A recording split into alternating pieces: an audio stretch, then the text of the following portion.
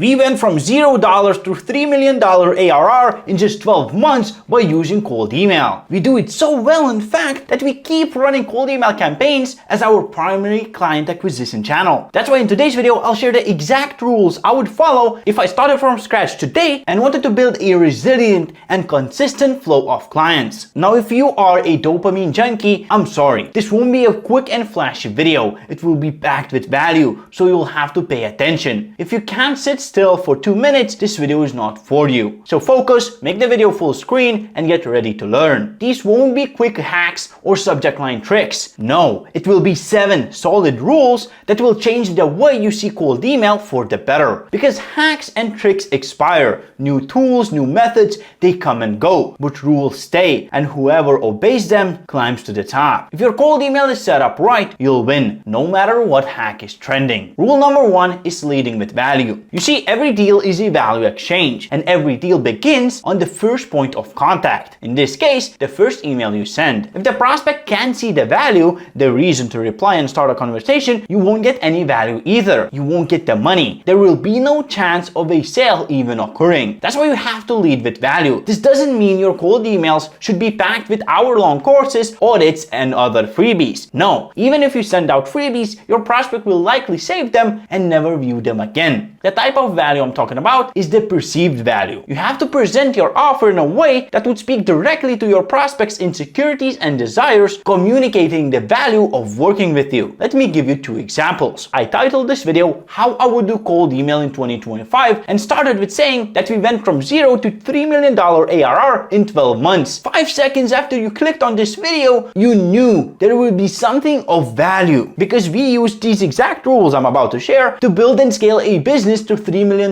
in ARR, and we continue to run it the same way. That's the proof. Now, if instead I wouldn't have mentioned any proof of these rules actually working, you'd be doubting me, and I don't think you would still be watching. The way I packaged the video made you deem it valuable. That's why you clicked and why you're still watching. And you have to do the same with emails. Package them in a way that lets your prospect know right away that this is what they need, that your product or service will get them to their desired result. It will solve all of their problems. Because if not, why even reply? It's not a charity, it's a business. Now, how do you lead with value, you may ask? Well, you follow the rule number 2. Rule number 2 is all about being specific. Cold emails aren't ads. You're talking directly to one person. The easiest way to fail at this is to make one-to-one conversation seem like one-to-many. If you use the same buzzwords you use in ads, you will fail. Avoid being broad at all costs. Be super specific, sharing tangible details. This means the offer part in your cold email should cover at least 3 out of 4 of these details. First, the claim. Your claim should be direct, sharing the exact result you'll help your client achieve. Is it losing 20 pounds? Is it boosting the conversion rate from 3 to 7%? Maybe it's booking 200 meetings a month or getting 7 million views on social media. Whatever it is, you cannot be vague about it. Second is the time frame. You have to mention how long it will take for you to deliver the promised results to your client. You claim that you'll help your potential client lose 20 pounds. Now they need to know how fast is that going to happen. 2 years, 6 months, 5 weeks, whatever it is, communicate it. Third is the vehicle. How are you going to achieve it? There are multiple ways to lose 20 pounds. Workouts, diets, liposuction. Different prospects will prefer different approaches, so you have to communicate it. Sharing the vehicle lets the prospect know the exact amount of effort they'll need to put in to achieve the promised results in the promised time frame, which is the 4th detail. The prospect needs to know the effort. If you do not communicate it, capiche? Here's an example of an offer that covers all 4 parts. My team and I bring Salesforge hundreds of qualified leads every month from organic YouTube content without having their CEO sit at a desk and record podcasts all day long. Hundreds of qualified leads is the claim, every month is the time frame, organic YouTube is the vehicle, and my team and I, and without having to record podcasts all day, is the effort. I even package it all as a case study. It really is that simple. Rule number 3 is going to be all about reducing the risk of failure. If you've been in cold email for long enough, you know the struggle. Any little overlook can result in a tragedy. Forget to validate your leads, have your emails bounce, and your mailbox reputation will crumble. Send out an email filled with spam words and forget your replies. Any little mistake in cold email compounds with the amount of emails you send and the size of your infrastructure. That's why you have to do everything to avoid these mistakes. And there are free tools to do that. For example, this free email validation tool or a spam checker tool. But even if you use them, it's best to diversify. While running Salesforce and scaling to $3 million ARR rapidly, we found one thing to be true. The best cold emailers use 2 to 4 ESPs. This means that you shouldn't just use one provider for your cold email infrastructure. You should use at least 2, in most cases more. You should aim for maximum dilution to minimize the risk of losing everything and starting from scratch. This means use secondary domains, different domain registrars, private, shared, and mainstream email service providers. I covered this in depth in this video, so you should take a look if you're serious about cold email. Rule number 4 is actually a mistake most people make. It's not learning from your data. Cold email or any type of outreach is all about iteration. You send emails, pitch prospects, learn, and do better. That's the only way to keep winning and keep winning more. It's learning from your data. When you start doing cold email, you get a ton of feedback. Negative or positive, it doesn't matter. All of it is valuable and can help you get more from the same amount of cold emails you send. For example, a reply, "That's amazing, but I'm not interested," says 2 things. My email is good, people actually read it, but my targeting is off. An increase in reply rate after introducing personalization means you need to personalize your cold emails. Simple. That's why the best cold email sending softwares have a thing called AZ testing. This feature allows you to test different variations of the same email to find out what works and what doesn't. People with the most success in cold email use it, and if you're starting out, this feature will be the fastest way you learn and find what works for you in your niche. We learned to communicate the value specifically enough in the first point of contact, because otherwise we'll be miles behind our competition. That's because first impression matters, and because they do, you need to ensure you look good the first time your prospect sees you. This is rule number 5, and I don't mean wearing a suit or putting gel in your hair. The first time the prospect will see you, or should I say your product, is when they search the domain you send your emails with and your name. Once they copy and paste the domain of your email, they'll see every bad review about you and your company, every terrible Reddit post, and your awful website made in 3 minutes, unless you take your time to ensure you present yourself nicely. This means having no or minimal bad reviews, having a reputable brand, setting up your socials even if you don't use them. I know most of us don't like to plaster our face on social media, but you need something good looking to come up whenever your name or company name is Googled. The least you can do is have a business LinkedIn page with some testimonials posted. It literally takes 5 minutes to do and raises your credibility by a ton. And I'm actually speaking from experience here. When I started out with cold email, I had people visiting my secondary domain and not seeing anything because it was simply not redirecting. Prospects Googling my name found nothing. So I got replies of people thinking my offer was too good to be true, people claiming I was scamming, or just straight up marking me as spam. It all changed when I took a weekend to fix all of this. Set up domain redirection, cleaned up my socials. That's literally all it took to turn it all around. I'm not saying all prospects are obsessed with your online presence. No. But what I'm saying is that presenting yourself nicely and actually being there in the search is too good of a thing to avoid. The return on investment of your 5 minutes is insane. Personalization in cold outreach is a misunderstood thing. Personalization isn't just to increase the reply rate. Everyone knows that. Yes, the prospect is more likely to reply if the email seems written for them. But the thing about personalization that most people overlook is how it increases deliverability. You see, email service providers like Google and Outlook do everything to defend their users from spam. And automated messages like cold emails are considered spam. So if you're blasting cold emails, you have to dodge the spam filters built by these ESPs. If they smell any kind of automation or template, you're done. That's why personalization is crucial. It's because it makes each and every email you send unique, increasing their deliverability. I mean, try it for yourself. Run an A/B test. You can use Salesforce for it. Create 3 types of emails. One simple one without any personalization, another with personalization lined with AI generated icebreaker, and then a fully AI written one, unique and personal to each prospect. Run the campaign for a bit and you'll see for yourself